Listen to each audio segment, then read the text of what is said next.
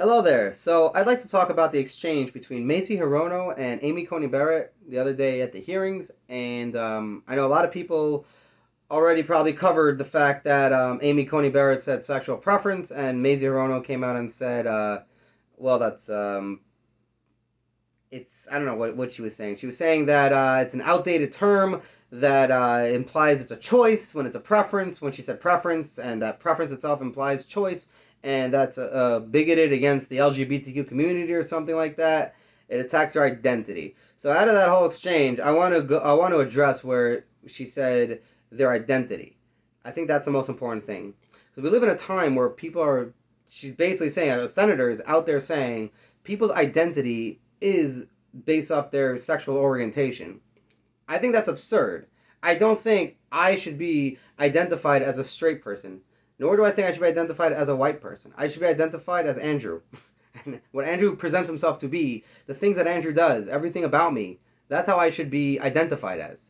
I go to school. I should be identified as a student. I'm a doctor. Let's say I become a doctor. I become a lawyer. I become a father. I become a husband. These are things I'm doing, choices that I'm making. She literally had it backwards. She's saying that these things that people don't have a choice over should be their identity. When the only thing people should be identified as is things they choose to do or not choose to do.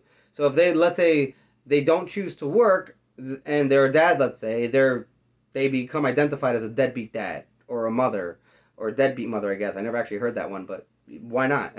You can identify people however they want based off what they're choosing to do or not choosing to do. That's what it is. You steal, you're identified as a thief. Whatever it is. This used to be basic common sense, common stuff.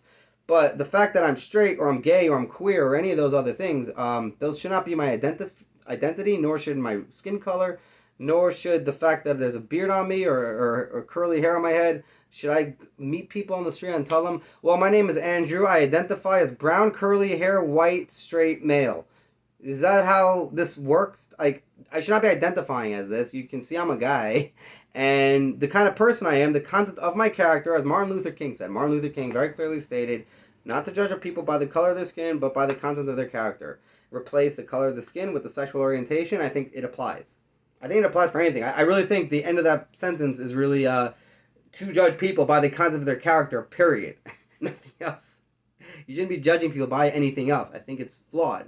It's a form of bigotry, one way or another. If it's going to be sexual orientation or it's going to be race, identifying people like that is bigoted. It's or whatever. It's racism. It's whatever it is. It's not a way we should be identifying one another. We should be identifying people based off things that we do. That is what's important here. And the fact that we have a senator out there saying, let's identify people, and this is how we should be identifying people based off things they can't actually control, goes against this idea that Martin Luther King presented to the American people of not judging people by the skin color, but by the content of their character, and we should all be judged by the content of our character, and that's it, period.